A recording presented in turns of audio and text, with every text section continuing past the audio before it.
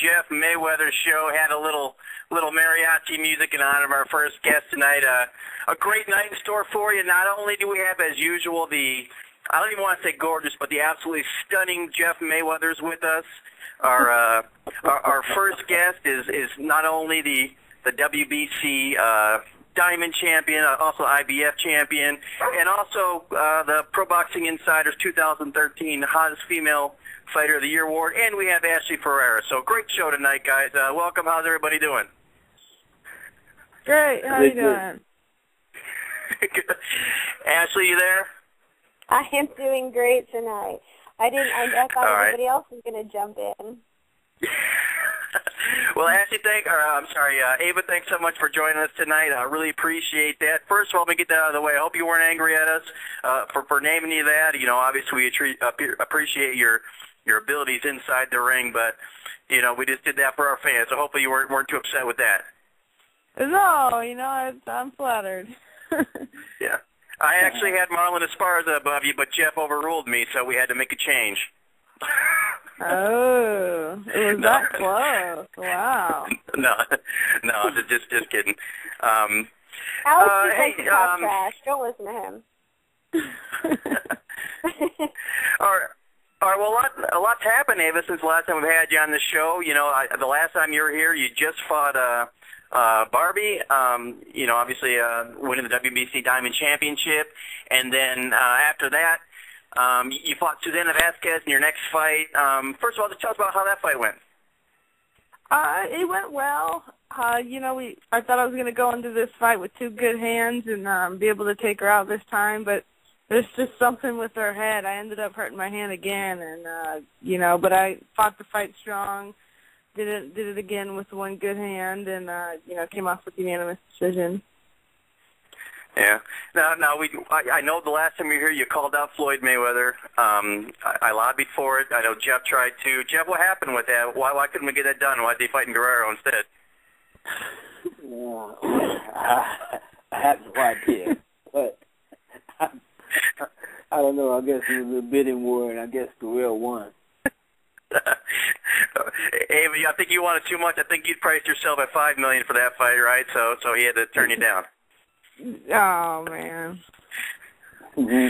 All right. Well, I want to get a little more. Well, first let's go into the whole beef here. I briefly mentioned Marlen. Of course, I was joking, but I know you've been talking a lot about that lately. But let's get into that briefly, real quick. You know, you guys had a little war of words there over Twitter. You know, I guess she was wanting to spar with you, and you know, that was not something you were interested in doing. So if you can, just kind of go back and explain how this whole thing started. Well, I know, like a few months ago, she came out with this comment that she didn't respect any professional fighters, and before she said that, I was helping her out. You know, every time she would come into town, I would help her spar. You know, just get in there and throw some jabs at her. You know, I'll work with her. And then, you know, she said what she said. She didn't respect pro athletes, and you know, I said what I said about it, and I let it go because, you know, she wasn't worth my time anymore. And she called us a few months back about sparring, and I just said, you know, I don't need to spar her. I don't want to. You know, she doesn't have respect for anyone, and you know, she doesn't need any help. So she had a little temper tantrum about it. You know, little Miss Princess thinks that everybody should drop everything for a dime and go and help her. And I didn't want to go spar her, and she just had a fit about it on Twitter. All right. Now, I'm not sure that she wants. It doesn't seem like she has much, you know, aspirations as far as having a professional career after her amateur run's done. You know, from what she's saying, it doesn't seem like she's too interested. But don't you think it's kind of, you know, her responsibility or something that she should take up the cause for women fighters like yourself and other ones, because coming out of the Olympics with the commercial endorsements and that kind of thing, she was, you know, the highest profile female fighter out there. At least, you know, she got some attention. Do you think it was kind of, you know, something that she should have done, taken up the cause rather than beat you guys down and say that you're not any good? She should have tried to elevate the sport in general for women. Well, you know, I can't speak for her. You know, it would be great to have her lift the sport up and talk great about all of us. But, you know, it just, I guess that's not how it is, and that's not how she feels.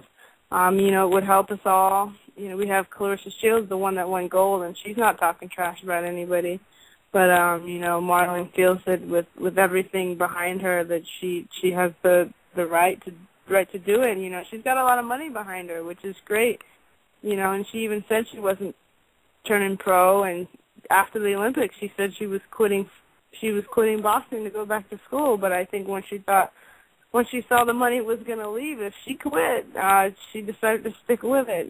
See if she can do it another 4 years. But I can only hope she can come back and, at least get gold and do some good for women's boxing. I'm not going to hate on her that much because no matter what she does, she's doing something good, and little girls are going to look up to her. All right. So now that's the thing, like you said, the money will, follow her as long as she stays fighting. I mean, she said she doesn't want to fight, but do you think even after 2016, do you think there's a chance that she will turn pro and have a run at it just because, hey, that's where the money is going to be? I hope she does. If we're still the same weight class, that's what I can hope for. She's got a champion right in front of her, and no mercy. She wants to talk sparring, but I'm talking fighting. Yeah, that's actually something I want to get into a little bit later, the possibility of you guys fighting. But first thing, the one tweet that I kind of chuckled at the most was, her kind of dogging you for saying you didn't even win nationals, and my thought was, yeah, you didn't win nationals, but you won worlds. You're a world champion, so nationals is who cares? Exactly. It's sort of like a low-profile thing to come out and say, oh, 6 years ago you didn't win nationals, and she did. I listened to her on some show, and she didn't give me credit for anything I've done, which I expected, I guess, out of her. But I remember nationals very clearly. I got robbed, but either way, I lost, and I turned pro. And look at me now. Defended my IBF 3 times successfully. Beat the #1 girl, Barbie. Who's way bigger than she is, and I'm just going up from here. All right, Jeff, let me bring you into this because you do train amateurs and professionals alike. I'm sure you're not familiar with Marlen and her abilities that much, but I know you're somewhat aware, at least, of the tweets there. What kind of things would Marlen be in store for? As because you seem to think that her amateur abilities automatically make her better than most of the pros out there. What kind of realization would she come to if she took off the headgear and lengthened the rounds and had a pro fight? Well, I mean, it's totally different.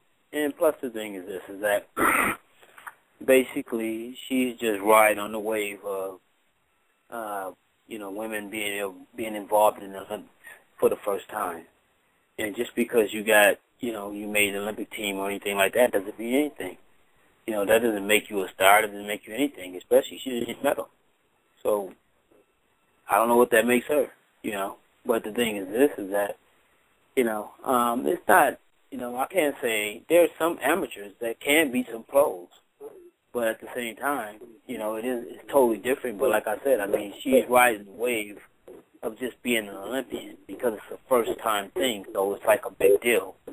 But at the end of the day, I mean, still, if she wants to be a fighter, I mean, she would do it in the ring and not just do it on Twitter, because I mean, I see some of the beef that was going on Twitter, and Ava handled it the right way. I mean, eventually she just cut it off and left it alone. And plus you had to be worried about Marlen with her eating all that McDonald's and drinking all that Coke. You have to wonder if she can be able to stay in shape, right? It's funny because I had a friend look up one of her commercials, and she's got a lot of photo editing going on, but staying in shape is a hard deal, and McDonald's is not the way to do it. Right. Now, Ashley, you're a woman. What do you? And Ava, I'm sorry, I apologize in advance. Ashley gets really catty, so if she gets out of line, please, accept our apologies. But I don't know why I pick on. See, I used to pick on Jeff all the time. Now I just pick on Ashley. Anyway, Ashley, I'm sorry. As far as I know you're a fan of boxing. I don't think that you're a really big fan of female boxing. If you are, my apologies. But what do you think? Something like this Marlen and Ava. I don't want to call it a feud, but beef and this kind of stuff can do to elevate women's boxing, or what needs to be done to bring it to the next level and get it some attention, at least here in stateside? Well, I mean, I think that we've all seen that feuds help make fighters more popular and make fights, make people want to watch them more. So, if you look at the UFC and you look at Ronda Rousey, people get fights against her because they start fighting with her on Twitter and all the social media groups. So, it does at least get some publicity for sport. I know now, obviously since Marlen's, not pro right now, that's probably not going to happen, but girls will always be catty, and I just appreciate that, Ava is willing to look above that and say, hey, if you want to come fight me, come fight me. But, chill out otherwise. Leave that gear home. Yeah. And that's hard to do. I was thinking about what you just said. I'm sorry to cut you off, but I wouldn't have had a problem with her talking trash if that was her personality, because there's some people that you just have to go along with and to make it better. But that's not what she portrays to people. So it was sort of just like, she makes herself look so sweet and so cute and lovable, but then she comes out and says the things she says, and it sort of threw me off. I'm not a trash talker, but, I do what I have to do when they tell me to do it, and everything is played out. But that's just not her, and for her to come out to say that was sort of disrespectful to me. Yeah, well, now, go ahead, Ashley. Nobody can disrespect what you've done. You've proven yourself over and over again, and that's really all anybody can ask. So it's amazing that there's even anything to say after that. Well, but again, she didn't win nationals, so, there's that. And she probably lost the spelling bee in third grade, too, right? Right. Hey, besides your little beef there aside, overall, like I said, like it or not, she's probably, and there's women like yourself and other boxers that have done so much, but she's still kind of the face right now, of female boxing. How do you think she overall is, as an ambassador for women? I can't answer that because, when I talk to the people who handle the professional women, they don't really know anything about her. But, as for getting your face on the TV, she's the one that people see right now. And, nobody else is doing it. So I hope that she can change her attitude and straighten up and be a good role model for younger girls that want to fight and keep going, because no matter what, no matter how I look at it, she is the face of boxing and amateur boxing, and girls are saying they want to be like her right now, and she just needs to realize that and step up to that, that spot. Right. Now, you said you're not a big trash talker. You just kind of do it when you're told and that kind of thing. I know you've had a couple fights with Kalisha West. Obviously, you guys get along really well. She was kind of on your side in that little beef. But was there one fight that in particular that you went in where there was no prodding needed or nothing forced, where you really legitimately didn't like that person? No. I think there's I've never gone into a fight not liking anybody. I know after the fight, it's totally different. Some people can accept they lost, and some people can't. Like after Barbie and I fought, she didn't take that loss. She thought she won, and I looked at her and I said, "You lost. Deal with it." And she walked out of the ring and shook nobody's hand. And I saw her last week. I ended up going to Mexico for a big award ceremony, and I look at her, and I wasn't even gonna try and say hi, just because we could just keep that going, and I didn't feel like being disrespected by her and getting brushed off, so we totally just went the other way. All right. Now here's something me and Jeff have gotten to. We've had discussions about. We both agree on this, and what I think is one of the big problems with female boxing is that, like your last fight, for example. There you are fighting for championship, and I know you had problems getting an opponent, but to the casual fan, the guy that doesn't know much and is like, well, maybe I'm going to check out some female boxing, maybe I'll get into it. They're looking at a WBC, flyweight championship fight, you against a girl that's 8-7.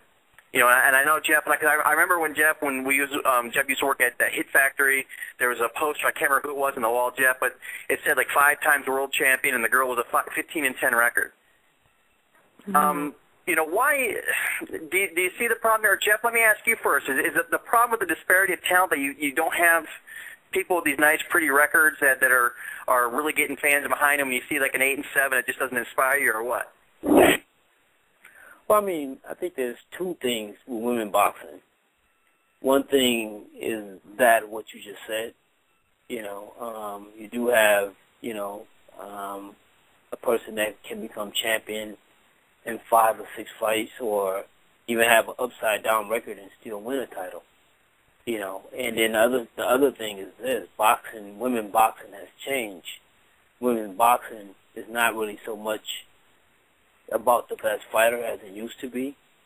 It's about, you know, because even now most promoters, they're looking for, like the Ava Knight, they're looking for a pretty face that can actually fight. She's not just a pretty face; she can actually fight, and that kind of hurts the sport as well. Because I mean, you have, you know, some women that, you know, can actually fight, but they just happen to look, you know, they don't have that look, so they're not going to get no attention. They're not going to get no shine. They're not going to get, you know, no spotlight at all. And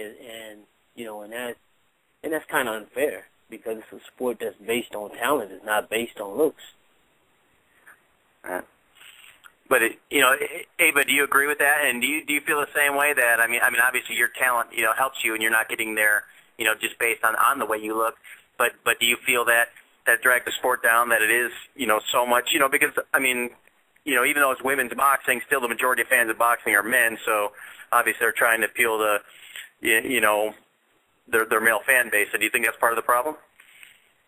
Yeah, I think it is. But on a different note, I believe that there are 3 different types of fighters that men like to see women. Men like to see the women that are pretty, that can fight, and I feel that they also like to see the women that look like men that can tear your head off, you know, because it's interesting. And to seeing those 2 fight, you know, is probably a great, I don't want to call it a sideshow, but you know, but that's just the way it looks, and that's the way people like it. Regardless, you know, just like when the guys get in there, if you've got a pretty boy Floyd or Adrian Broner calling himself pretty and sexy and getting in there with these guys that, you know, that they probably don't think look very good, you know, tearing up their faces. I think there's a little more to it, but, you know, I think for marketability, everybody wants the pretty girl to sell, you know, that can fight. Right. Because that's why you had mentioned, you know, especially at the time that Marlen would have turned pro, and I can see him doing it, you know, and you said you'd be there for, but, you know, whether you're champion or not, you still have a lot of fights under your belt, and, you know, and it's obviously inconceivable even for an Olympic gold medalist to come in one fight, be fighting someone of your level. So that's just what is strange to me, that could even be a possibility. Yeah, and I think she said that after she wins gold, she could have 1 fight and beat me. I thought that was funny. Yeah. I mean, Jeff, can you think of anything comparable where anyone, no matter how good they were, coming out of the amateurs, would have a fight of that stature in the pros? Well, I mean, not really. I mean, but like I said, you know, the one thing is this: women's boxing is still fairly new. You know, so it's not like, that's why you don't have women that are established, you know, to the point of the whole world knowing who they are.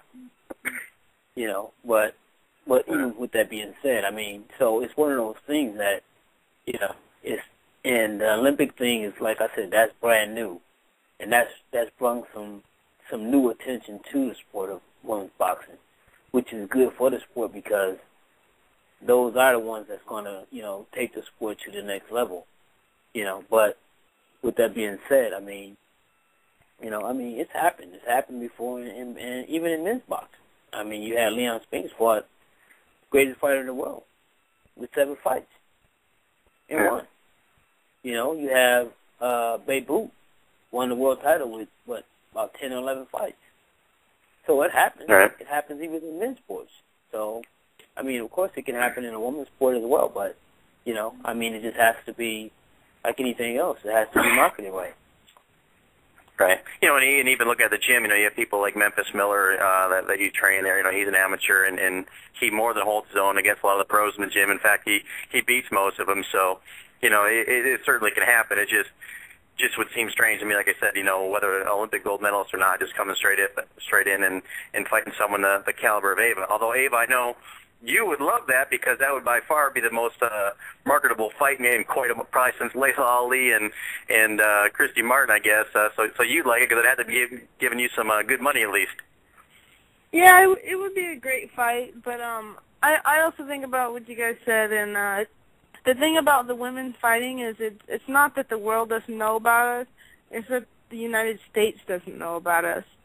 You know, coming back from Mexico, everybody knows who I am, and I'm not even Mexican, and you know, being on the stage with all the Mexican fighters, and they have women on their stages, you know, it's not just men, and when I go into the boxing gyms in Mexico, there's more women than there are men, so I think it's just something that the United States needs to pick up on. Right. Yeah, I wanted to first I want to ask Ashley a question. I want to get in that a little bit. That's the next thing I wanted to cover was you going to Mexico. But Ashley, I know you're a boxing fan. You love MMA.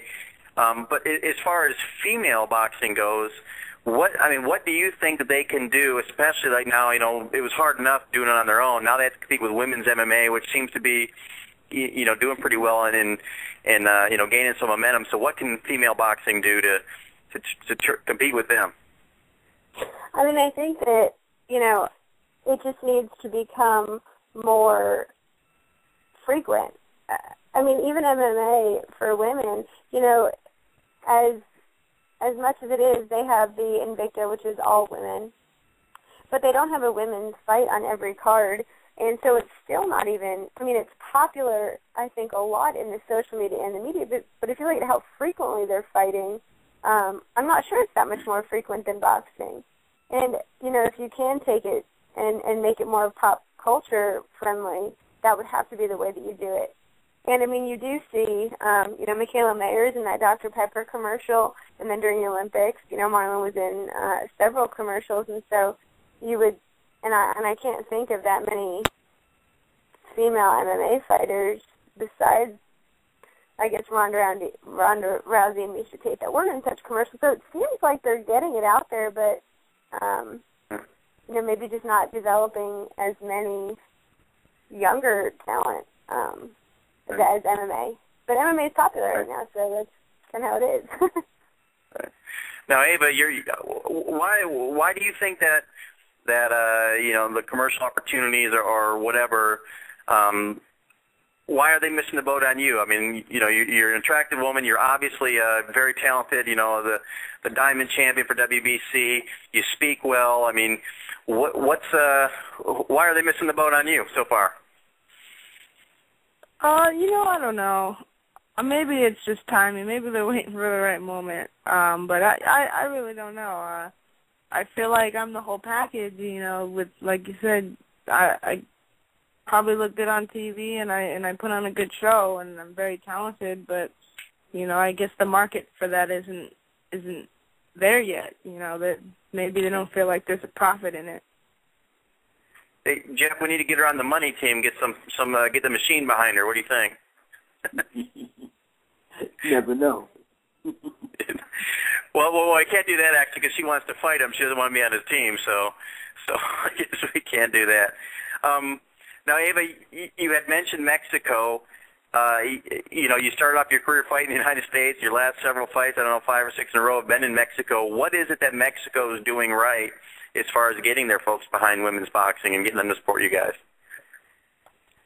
You know, there's women on every card. Every one that I've been to, there's always an undercard, even like just a 4-round fight. There's always women on the card. There's women on the posters. The women are on TV. They're doing everything that we're not doing here, that we should be doing just to get our names out. And I think that promoters are putting their money into the women, and they're making good money off of it because the women put on good shows. And most of the time they put on the best show of the night. You know, the last 4 fights I had in Mexico were the best fights of the night. And I've been, you know, two out of 4 of those fights, I've been the main event on the card. All right. So now you're the gringo. Well, you're the American going down there. I guess I can't call you a gringo, right?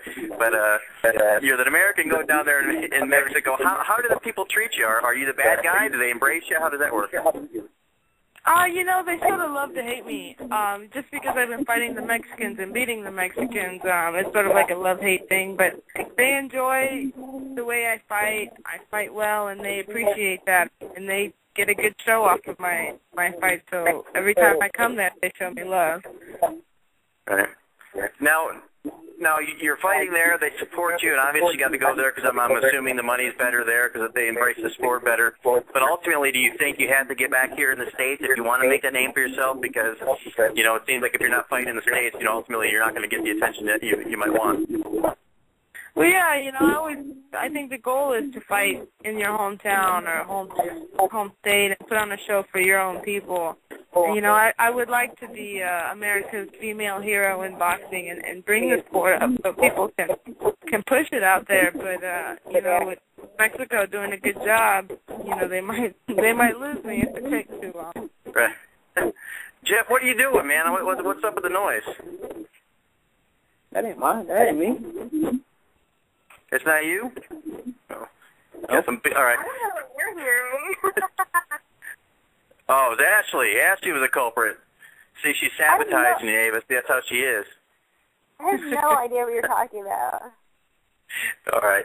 All right, well, explain Ava something else. I know, you're dabbling in other things. I put an article out there not too long ago. I know you're training for something else here. You're the bikini fitness and bodybuilding contest in Chico. Tell us a little about that. It's my first year trying this. I'm obviously not going to do the bodybuilding section. I'm not shooting for that sort of look. But I was thinking about doing a figure and bikini contest because I figure it can't hurt me, and it's in the same field of getting in shape and looking good. So I might as well, two birds in one stone. Right, and I know you're looking for sponsors. So if someone wants to be part of that, how can they help you out there?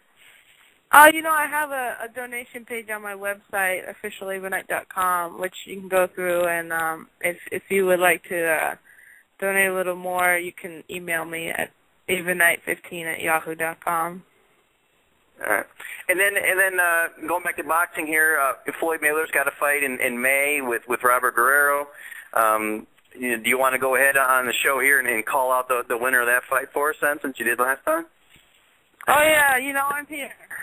I'm just saying I'll take 5%, and I'll make the best show of the night. Well, let me ask you, because, you put in the hardest work of anybody. I mean, I don't know you personally, but women in general, they get in the gym. I've seen women work just as hard as the men.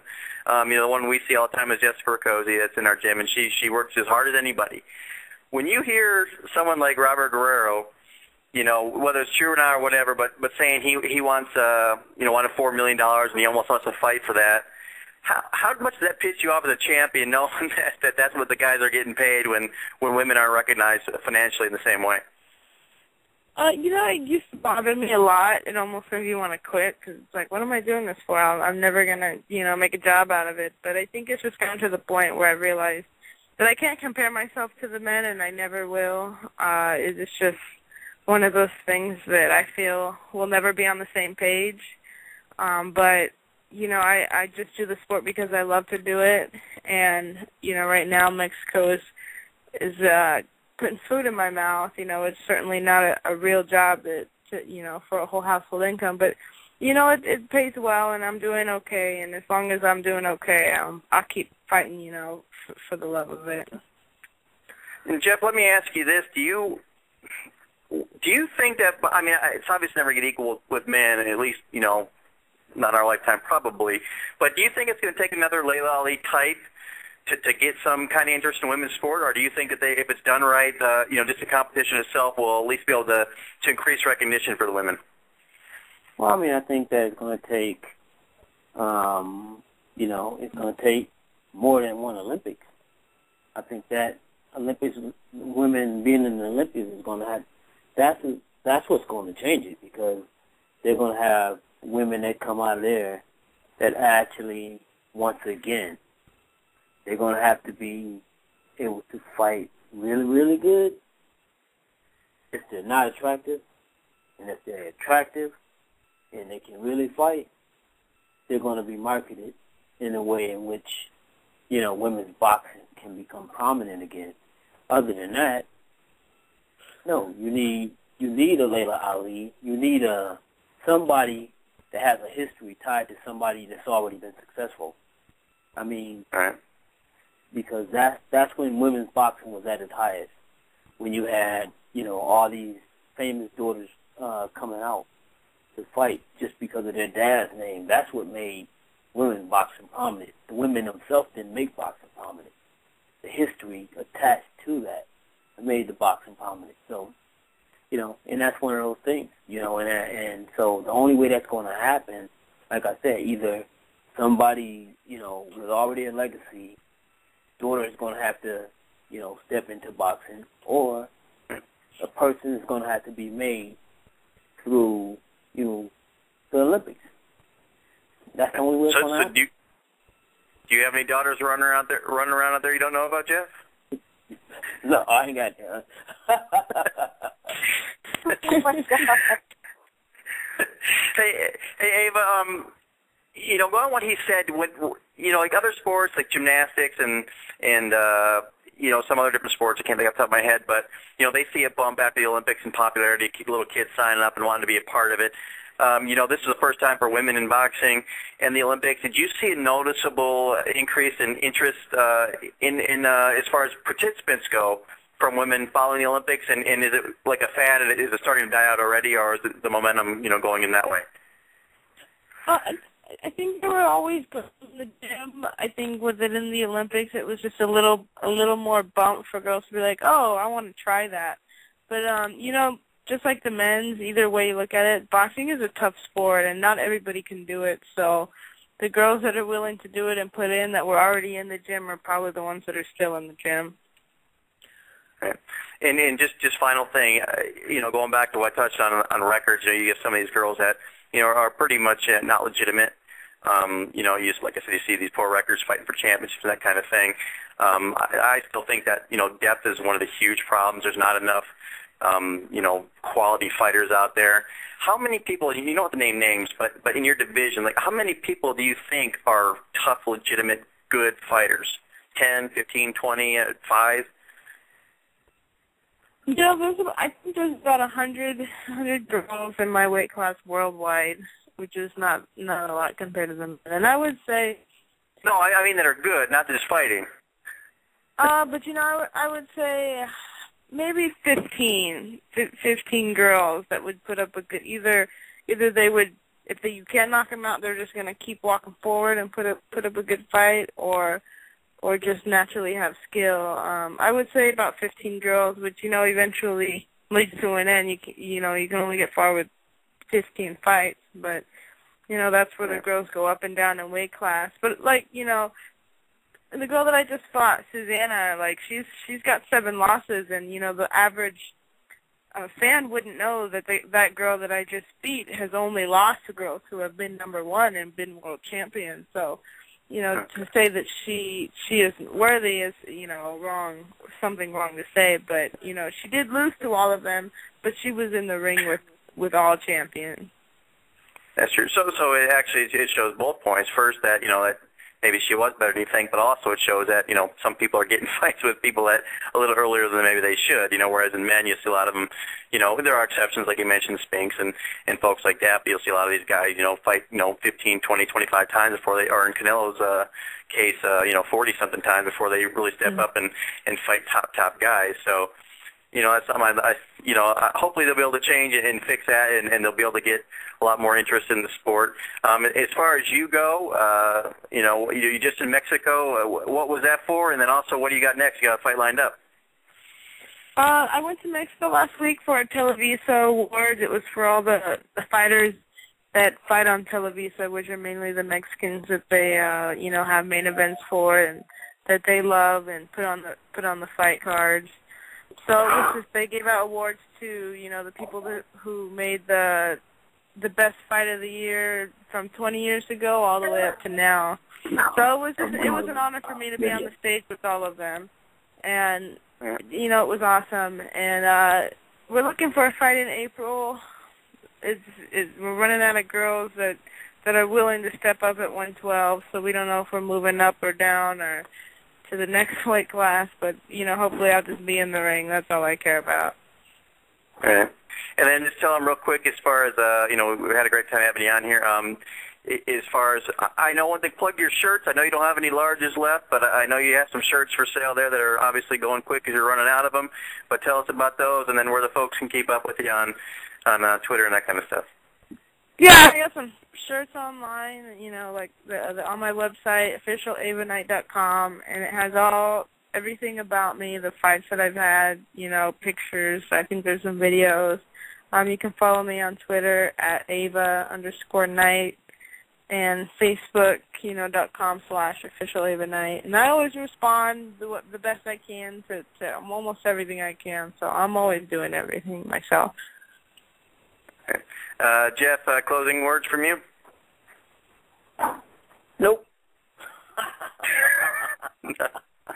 I'm nice. He's mad you called out his nephew there, I think. He hasn't recovered from that. I hope that Are you brother? I called out your nephew. What's that, Jeff? You started to say something. I said I hope it happens. That'd be interesting. Ashley, what about you? I mean, I just want to wish you good luck, and I really hope that people will actually step up and fight you so, you know, you can have some fights and we can see you in the ring more. Yeah. Thank you.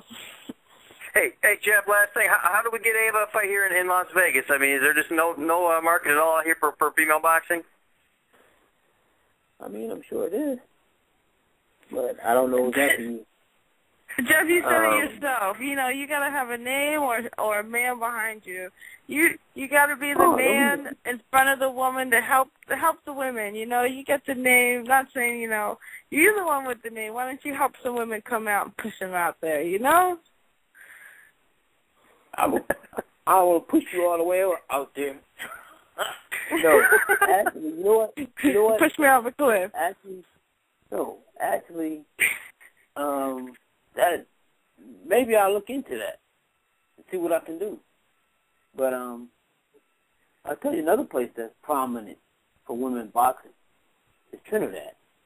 Actually, the women are always the main event, and the guys are always the undercard. Jeff's trying to send me to Trinidad. He doesn't want to help me out in the U.S. No, I'm not trying to send you to Trinidad. No, like I said, maybe I'll look into trying to, you know, help you possibly get on one of these cars out here. Yeah. Well, Ava, you know, as long as thank you, thank you. As long as I'm still on Pro Boxing Insider, we'll do everything we can there to push your name out there and get folks to know about you. Because, like I said, I think it's a shame that some of your talent and your abilities gets overlooked in the States, and you have to go to Mexico and fight all the time. Our best fighters should be able to fight here and just make it a rare appearance when they go overseas. So, thanks so much for joining us, and we really appreciate you having us. And anything else you want to say before you go? Thanks for having me on the show, and all the people that are listening, shout out to all the women who are fighting and doing their thing, and thank you to all the supporters. Yeah. All right, Ava, we appreciate it. Thanks so much, and I'd love to get you back on sometime in the future. Appreciate it. All right, thank you. All right. Thanks a lot. All right, that was Ava Knight. Thanks so much to her. Appreciate her joining us. Got one more guest I'm going to go ahead and get. Ashley, while we're plugging things, go ahead. I saw that you're involved in some. I don't know if you did it yourself, but you're involved in Ring Magazine and their little contest there. So tell us a little about that while I get our next guest on and how folks can support you. Yeah, so the Ring Magazine is doing their own version of March Madness. And so what they've done is they're taking all of the girls they've featured as ring card girls. I'm not sure if you've ever seen it, but every month they have a different girl that they feature. And last May, so May 2012, I was the featured girl. And so what they did is they put on their site a ranking system. And if you go to their site, you can find the Ring Card Girl March Madness, and you rank your top 16. And once they have the top 16 ranked, that'll end, the voting for that will end on March 17th. And so they will put everybody in brackets, and then you'll go head-to-head until there is one championship ring card girl. So obviously I would appreciate if everybody went and voted for me. You can also find the link on my Twitter at Ashley Ferrara. And it's going to be, I think, a pretty exciting contest. And there's some pretty stiff competition, but I've had a lot of support from my fans so far. And the tricky part of the contest is that you can vote as many times as you want. So, I mean, I've just been trying to vote as much as I can, begging everybody to vote as much as they will. So we'll see, but the champion will be crowned, I think, in April. All right. Hey, well, good luck with that, and certainly everybody get out the vote there and support Ashley if you can. She deserves it.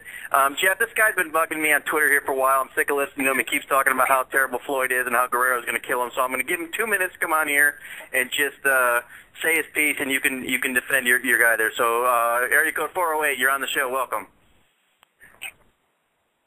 Hello?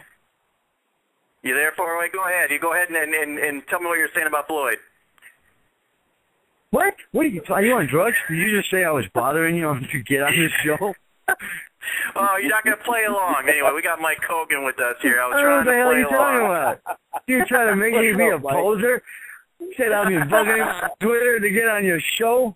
You must be smoking crack, son. The hell are you talking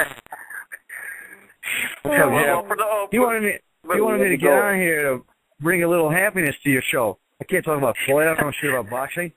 What's wrong with you people? Yeah, before we get started here, if you have young ears listening to the show, turn it down because Mike is unfiltered. He's going to say what he thinks. I'm not going to curse.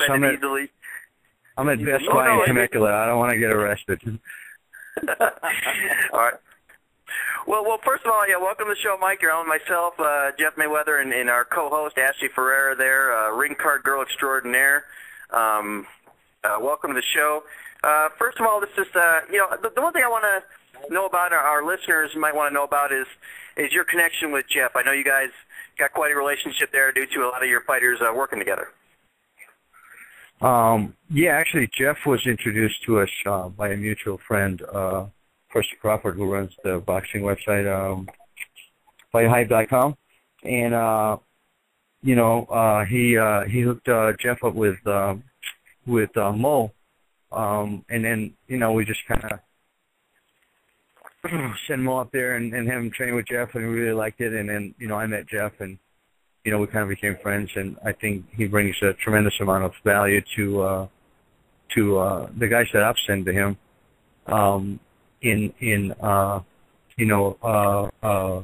showing them the, not just the footwork, but the defensive boxing, and also, the basics, which don't overextend them in the MMA fight and allow them to use their hands pretty successfully. So, that's how we hooked up with Jeff. Jeff's the man. That's why he's got his own radio show. And I don't have a radio show.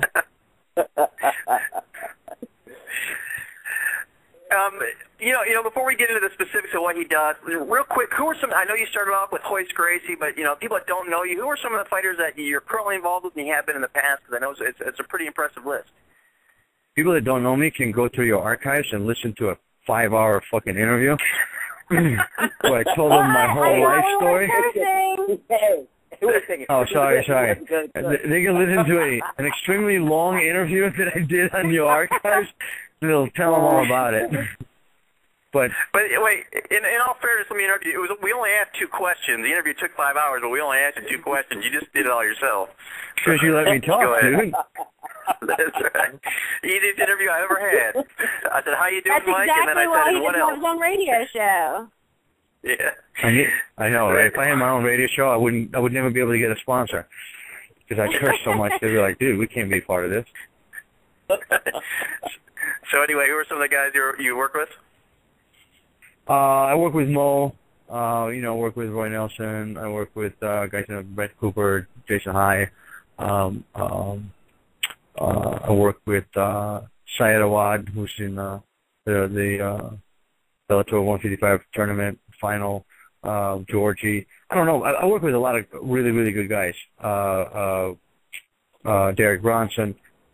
I don't want to miss anybody out because people be hitting me up and be like, dude, what's up with that? You name drop me. What about Ryan? Put on the spot. Yeah, Ryan Martinez. Yeah, see what I mean? Like Ryan would have been, I've been on his shit list, and I'm going on his fight. So you're going to get me in trouble. That's why I just said I work with a lot of people. But you wouldn't leave it at that. Yeah, you're a manager of Ryan Martinez. You're sending that poor guy to Maine. I think he's going to stick out like a sore thumb there, huh? Yeah, he probably will. But, he sticks out as a sore. Unless he's fighting in Southern California, he sticks out as a sore thumb everywhere. I mean, never know, man. People might... Jeff, so what's it been like, obviously, being involved with someone like Mike helps you a little bit, or did it, was he kind of the driving force behind you get with all these MMA guys, or how did that work out? Yeah, I mean, when it comes to MMA, Mike's my guy, he's a great guy, not just with the MMA thing. He has a great personality, always joking, always having, fun time, so he's a great guy to be around, but he's also serious about, what he do. And so, I feel honored to be working with this guy, and I feel, it's a good feeling, to have someone that actually believes in what you're doing, and, and it actually continues to give me work, and help my name, grow in the MMA world as well. Right. The one thing, Mike, I want to ask you about, because you have the guys working with Jeff. You have Ryan, you have Roy, you have Mo. Obviously, Mo had the disappointing loss a couple weeks ago. First of all, respond to the stupid criticism, on both sides that Jeff got, that Mo got from people, saying that, what's that? No, I just somebody else talking. Go ahead. Okay. Just tell me a little bit about the criticism that Jeff got, that Mo got for that fight, the things that went down, and any chance that what happened would have caused someone like you to lose faith in Jeff's ability to work with these guys? No, not at all. No, nothing that Jeff did had anything to do with what happened in a fight. It's very common in this business. People will praise you when things are going your way. If Mo would have knocked him out, they would have been like, oh, see, there you go. There's that Jeff Mayweather boxing. But, a dude threw a spinning back fist, and he got caught. And what does that have to do with Jeff? Or anybody, for that matter? The only thing that Mo should have done different was keep his hands up. It got nothing to do with Jeff or boxing. It got to do with any combat sport. You just don't put your hands down when your opponent's not looking at you. So no, I think that's just retarded. Anybody who blames that is retarded. There was quite a bit of criticism on the internet. People were talking about his head movement and shoulder rolls. Nobody had a problem when he was knocking out Coleslaw doing that shit. So it's just it's just retarded. I don't pay attention to that. It doesn't bother me at all. Just like in any fight, when a guy loses, just like in any fight, there are errors that obviously were made that he did that Newton capitalized on.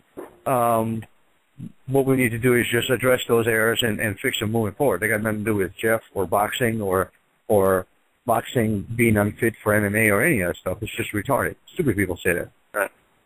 Right. It's the same thing. I went on some message boards and I'm reading stuff like, and people that know nothing. I read that. Oh, that's the Mayweather Philly shell defense they're teaching him there, and that's Jeff taught him to keep his hands down. That's real brilliant, and stuff like. And then even the worst was saying, oh, that's because the only thing he's training is boxing now. He doesn't train anything else. And it's just stupid stuff like that. People that don't know. I know, of course, it's not true, but because he's a Mayweather, he gets most attention. So people say, oh, he's only training that. So Jeff, what are your thoughts on that? As far as the thing is that that just comes with the territory, and I'm sure that Jeff has been exposed to this kind of stuff with even his boxers. I mean, bottom line is when you are kind of a celebrity name amongst the sport, with a good comes the bad. You know what I mean? For every knockout he gets praises for, and then people will, bitch about it when it doesn't go your way. But in MMA, it's just more profound because MMA fans are retarded and they just bitch more than anybody else. So whatever, it's cool. Exactly. And people talking about the defense, I'm like, because Jeff, obviously his training isn't as good as all those other trainers who have nothing but undefeated fighters who have never lost a fight or ever made a mistake in the ring. So Jeff, what are your thoughts on that as far as I know you're used to having been in the business a long time, you're used to the good and the bad, but your thoughts on some of the things that I said as far as, you're teaching the Philly shell defense and stuff like that. Well, first of all, I don't even know what no Philly shell defense is. But the thing is this, is that, no, any fighter that I train, I teach them to keep their hands up.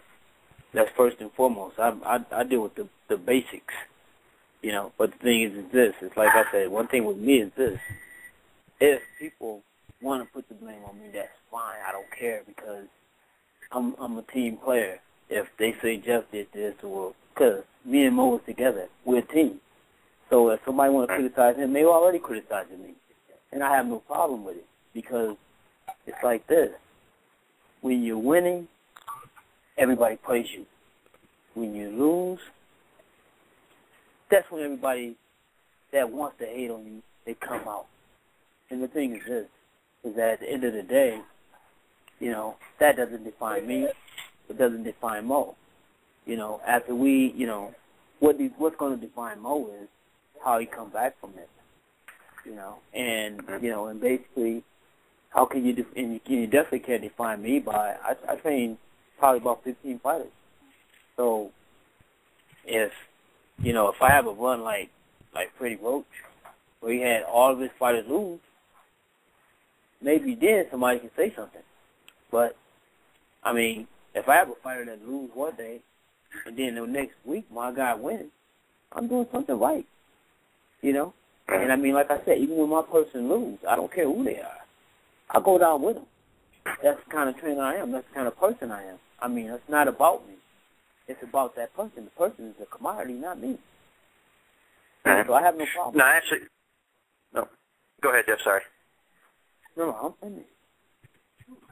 Okay. Now, actually, you had a perfect story that you told me the other day that kind of illustrated the point of the way people are.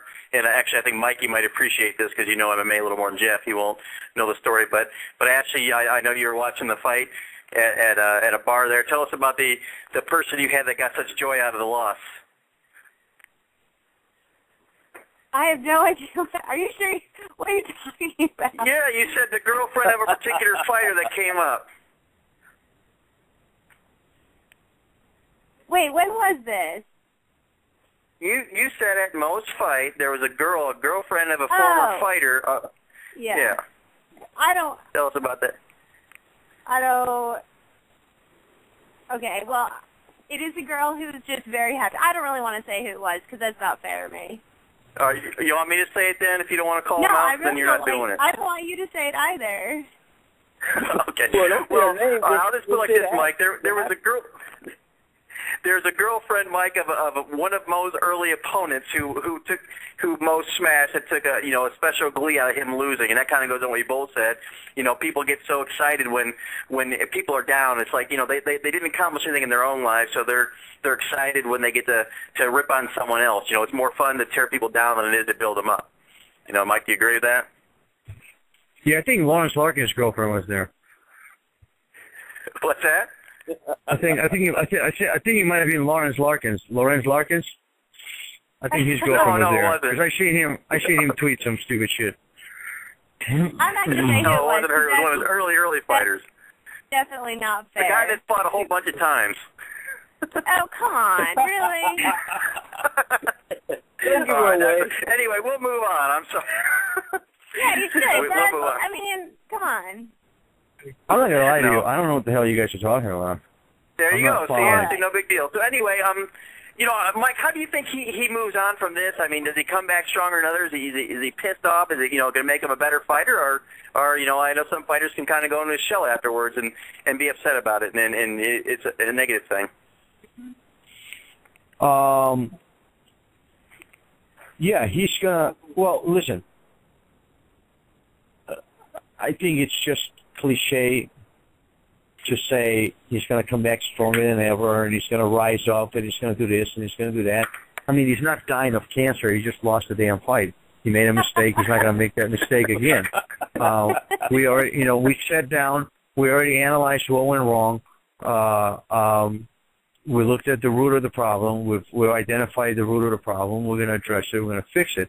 The only thing that we're going to learn as a team from this, not learn, but take away as a team from this, all of us, not just Mo, but me and Jeff and everybody else involved in here, is that we're just going to analyze and reanalyze situations and be more proactive in looking for errors and fixing them than being retroactive and fixing them after the fact so that they don't happen again. But, to say that he's going to come back stronger than ever, I mean, that's just cliche. He's not going to be any stronger than he is now. He's going to be just as strong and just as good.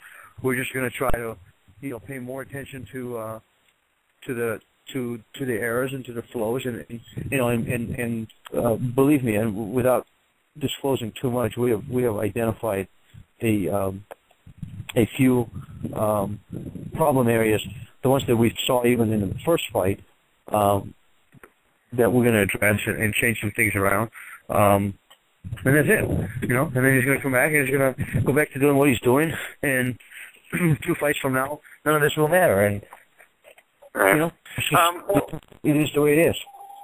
Right. Well, without disclosing too much, or what you feel comfortable disclosing, the two, besides the obvious that his hands weren't up, but the two things that he caught the most criticism for, or people believe was the biggest problem, was that he was overconfident in the fight, and also that he, totally abandoned his ground game, that he's, too happy to be a boxer at this point. Well, do you agree with here's that? The thing. I don't agree with people saying that he was too overconfident. He was confident going into the fight. Well, what is he supposed to do? Not be confident? I mean, if you're going to walk in the cage going, holy shit, I hope I win this thing, then you probably shouldn't be there in the first place. He was confident going into the fight because he knew that he has all the tools needed to win. Just because you lose doesn't mean you didn't have the tools to win. It just means you made a mistake and your opponent capitalized on it. Good for him. This is MMA. It's a high-level competition. I mean, it's not like he lost in a barn fight. I mean, this was a tournament. There was a lot of tough guys in there. Just because people on the internet believe that Mo was just going to waltz through it and skate all his way to the top, doesn't actually mean that's how it is. A fight is a fight. You know what I mean? If you don't believe that, go tell Bigfoot, who just knocked out Alistair Overeem, how much people believed in he was going to do that. You know what I mean? It's just the way it is. So, was he overconfident? No, he was confident. Did he make a mistake and drop his hands when he wasn't supposed to? Yes. We're going to address that. But it's not just a matter of, just keep your hands up. There's other issues that we're going to address, and we're going to fix it all. But as far as him abandoning his ground game, he didn't abandon his ground game. The game was, let's keep it standing for a little bit and see what happens, and then take it from there. Ironically, within 20 seconds of what actually happened, we were going to shoot and take him to the ground. It just came up short. I mean, shit happens. But does that mean he's going to abandon his stand-up and just wrestle people to death? No, because then the same people who are bitching now that he's boxing too much are going to be like, what the hell? All he's doing is taking people down. This is so boring. I like the guys that bang it out. I mean, I don't understand, and that's why I don't take seriously what people say, because they're just retarded and they contradict themselves. Everybody wants a knockout, but when the guy gets knocked out, they're saying he shouldn't have got knocked out. He should have been on the ground. Well, fuck, do you like the knockout or not? I mean, or does it only, I don't like the fact that Mo got knocked out. Don't get me wrong. But I don't like it because Mo is my friend, Mo is my brother, and I manage him. So I have 3 reasons not to like the fact that he got knocked out. But if I was a fan, I wouldn't give a damn if he got knocked out. I'd be like, great, look, another knockout. I mean, you know what I mean? It's just so contradictory to itself. It's like the same people who love knockouts and hate wrestling, now are bitching that he was boxing too much and he wasn't wrestling too much. That's his loss. Why are you upset by it? You should be excited. He got knocked out. You know, in kind of, you know, going on what you said there, you know, I'm really interested in seeing the next fight when he gets in there, you know, where his head will be, if he's going to try to stand or if he's going to, have a thing in the back of his mind that I need to take this to the ground and grind out that victory. So it'll be interesting to see how that plays out. Jeff, I'll tell you right now, this is not going to affect the way he fights moving forward. It will affect certain aspects of the strategy that we're going to build around. But he's not one of those people who's going to be haunted by a knockout for the next 3-4 fights and, you know, has to work his way back in. I mean, we're past that already. It's not going to be a factor. We're not going to abandon, certain aspects of his game and just go to the safest route possible, because it is. That's, you know, and like you had said, you know, talking about being tough guys in the tournament, that kind of thing. That's the one thing I always get yelled at. Probably, you know, Mo yells at me for a lot of things. You know, he's, you know, in the words of Roger Mayweather, he thinks I don't know shit about MMA. So, but his favorite thing, and Roy too, is when you bring up rankings, like you say, you know, anybody can knock out anybody. You know, you ask him, you know, well, this guy's is, you know, who's your top 2 or who should be the next. You know, to them, basically, you know, everybody that's in there is pretty tough, and you're wearing those little gloves, and anything can happen on any night. And obviously, we saw that. You know, 4-ounce gloves. Doesn't take much to knock somebody out. Right. Yeah.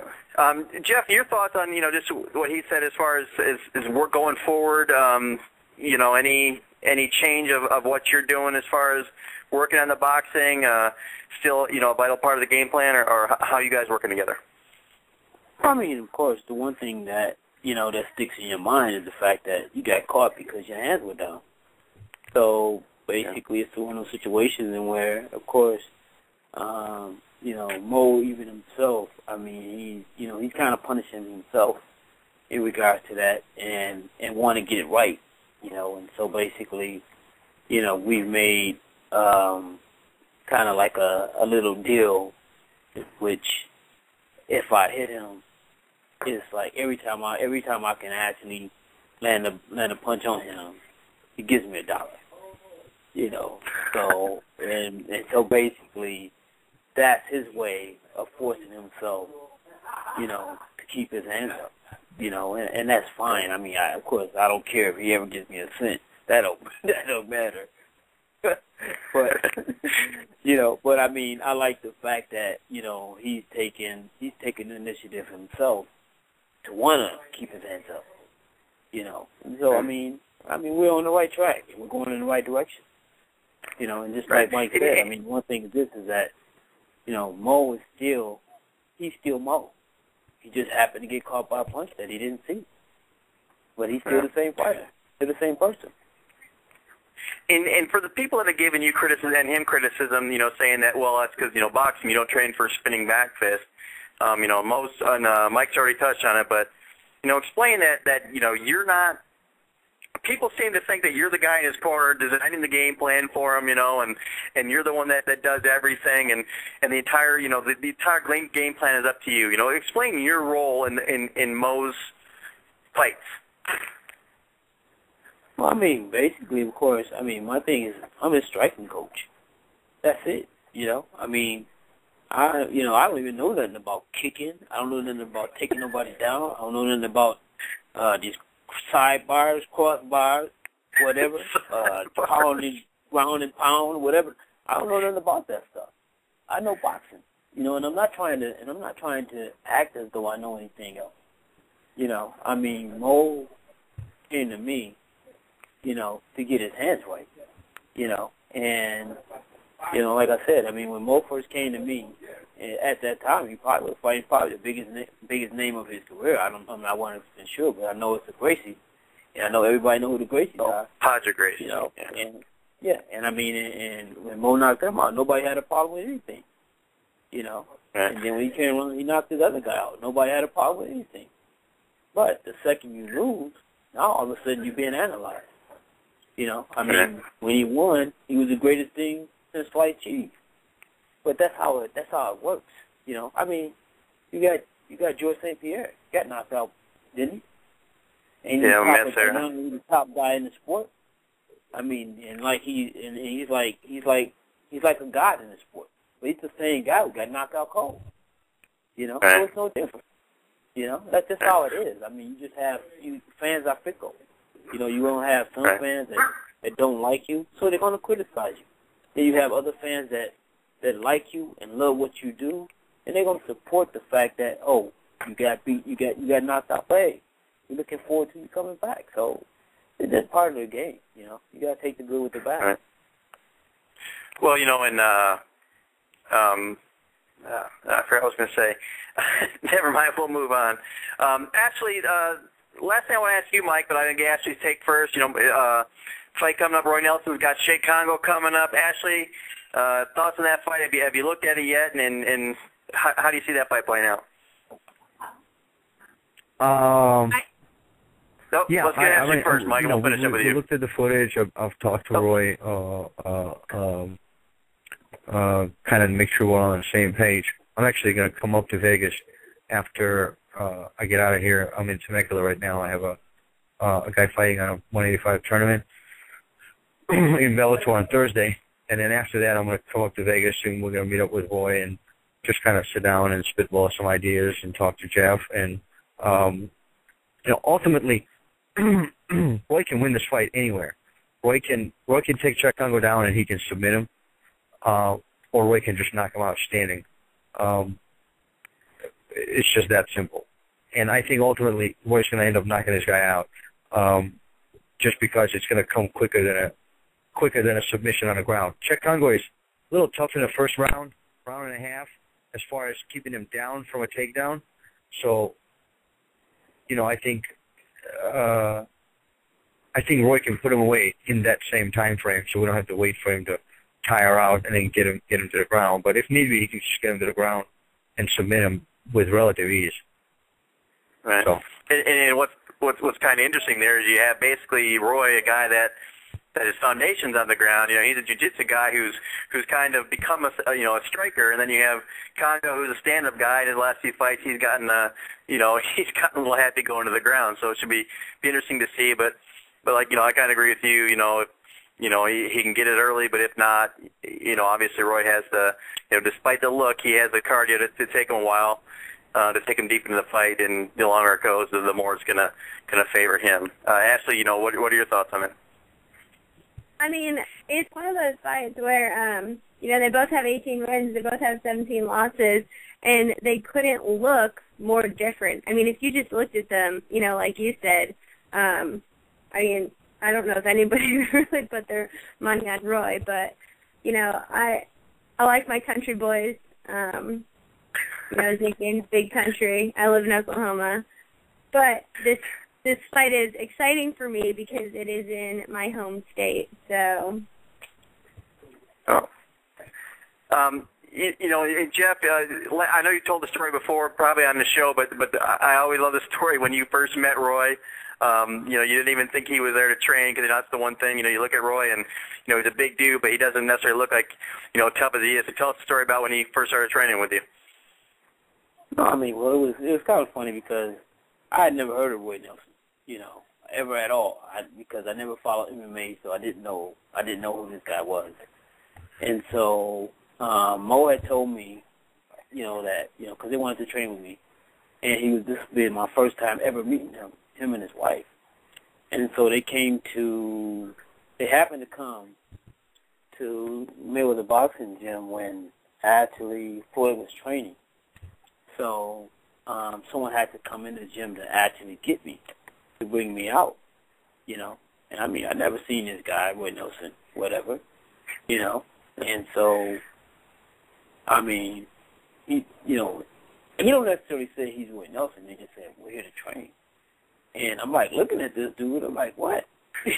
We're here to train, you know? Because I mean, he doesn't look the part, you know. Of course, I mean, he doesn't look the part. But once I got a chance to know who he is, beyond just the exterior, I mean, he's not only a great person, he's a tremendous worker. This guy works hard. He works extremely hard, you know. But I mean, it was funny because of the fact that I'm looking at him, and I was thinking he was talking about his son.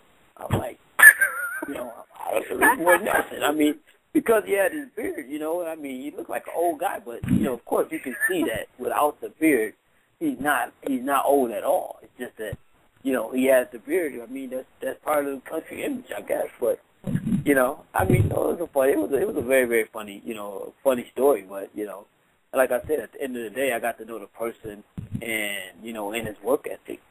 You know, and that's what, you know, I mean, now it's almost like that guy didn't even exist that I met that day, you know, because I know how hard he works, you know, and just because, you know, that's the reason why he has such a huge following, because he looks like a couch potato. He looks like a guy that sits down, drinks some beer, and then goes out and says, I'll whoop your ass. That's what it looks like. But that's not what it is. You know, this guy works tremendously hard, you know, and so anytime you see Roy in there, don't care about what his shape is or what his stomach's poking out. That's all fun. But the one thing is that he's going to deliver, you know, and when he do deliver, it's going to be in, you know, in devastating fashion, and that's what, you know, that's what he's done ever since I've been working with him. I mean, he's been delivering in devastating fashion. So I mean, and I have the ultimate respect for him. You know, and the really cool thing is at the gym, you know, you got Mo and him and Ryan Martinez and other guys pop in and out. And it's, you know, you always hear this rivalry about boxing and MMA, but it's really cool how, you know, everybody's gotten behind everybody. You know, Mo and Roy, you know, support the boxers, and the boxers get behind them. You know, you see on Twitter them all, you know, supporting each other. You know, the good times and bad. You know, I saw, you know, a lot of them offer support to Mo after the fight and that kind of stuff. So it's good to see that everybody's kind of bonded together and supports each other. But you know, that's going to kind of do it. But the one last thing, you know, Mike, I want to give her a chance to give a pitch here. You know, being a manager, I know you have legal needs. Ashley is not only the best ring card girl in the business, but she's also a Yale grad and in her last semester of law school. So in the future, you need need a lawyer. You know, that might be the way to go. I want to be very political here and go, absolutely. Well, unless you're buying some oil and gas wells, I'm not sure I'll be able to help. well, you never know. I might need some investments. Well, you said before you might get in the promotion business, so you never know. No, that's me. You never know. No, I agree. I don't want to be in the promotion business. There's way too many people. No, Ashley said she would.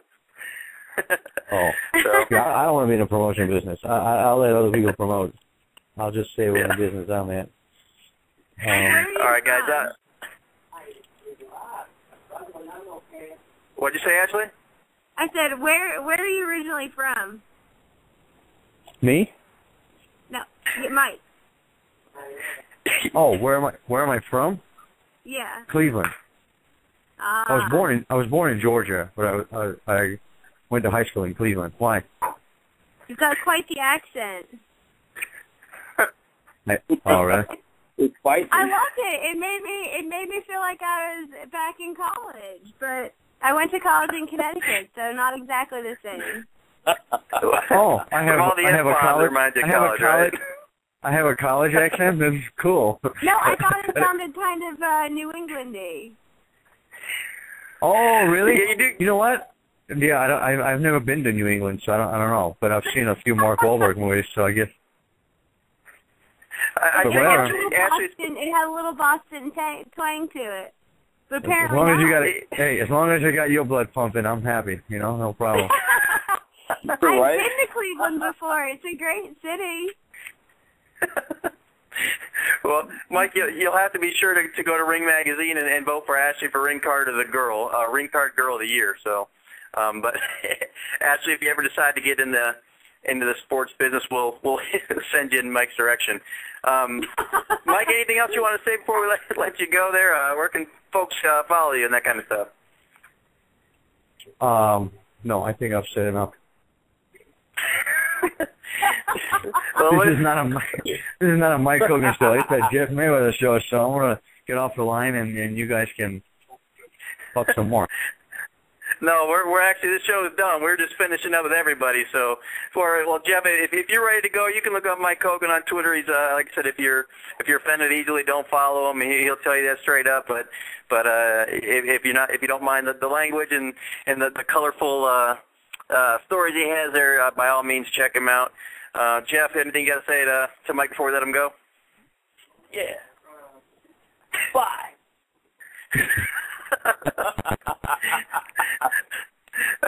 All right. Actually, I got you first, Ashley. Anyway, what about you? Anything else before that Mike go?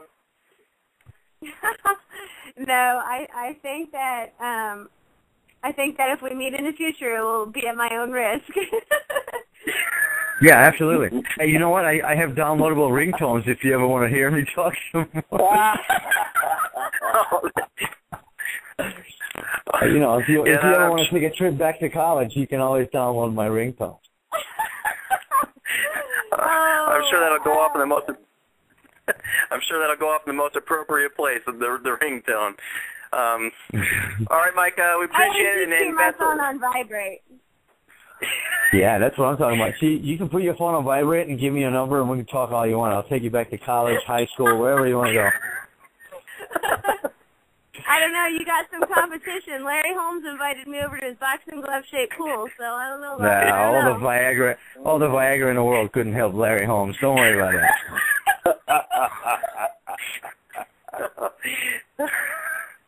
I'm going to box myself on Larry Holmes. On that note. Yeah, on that note, I'm going to go. I think we're starting to offend the kiddies listening to this radio station. Goodbye now. No, really, seriously though, Mike, thanks for joining us. Best of luck to Roy in his fight, and we're looking forward to Mo bouncing back. And, best of luck to you in the future, and we appreciate you stopping by with us tonight. Thanks. All right, brother. Bye. Take care. All right. Yeah.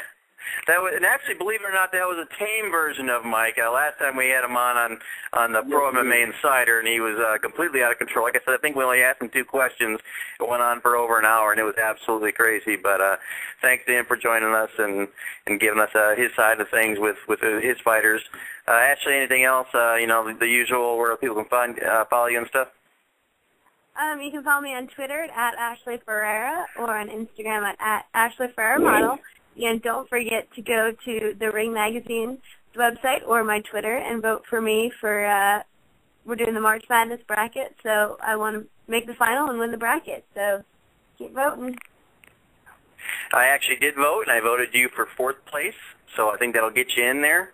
No, I'm just kidding. Of course, I voted for you number 1. Hopefully you'll win that, and by all means, everybody get out there and vote for Ashley. She deserves it. Follow Jeff on Twitter, Jeff Mayweather 1.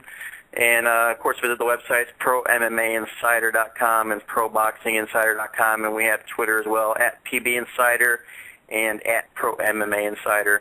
Ashley, thanks so much for joining us tonight. Next week I'm making a pact with you here. I'm not going to rip on you at all. I'll be totally nice the entire time. What fun would that be? Oh, okay, well... Well, I don't want to get you mad, so all right, then we'll continue on as normal. Jeff, anything else you want to say as we get out of here? No. Oh, and last thing I want to say, next week, I've been saying we're going to do it starting next week. We're going to debut our new little game here. We're going to do old school versus new school. Yaya McClain is going to be joining us, I believe, in Lydell Rhodes. We're going to bring them both back. They were on a few weeks ago, and we're going to do this little contest we've been talking about. So we're going to start that next week. All right, guys. Until then, we will talk to you next week. For Jeff Mayweather and Ashley Ferrara, I'm Alexz Yzerman. Talk to you guys next week. Bye.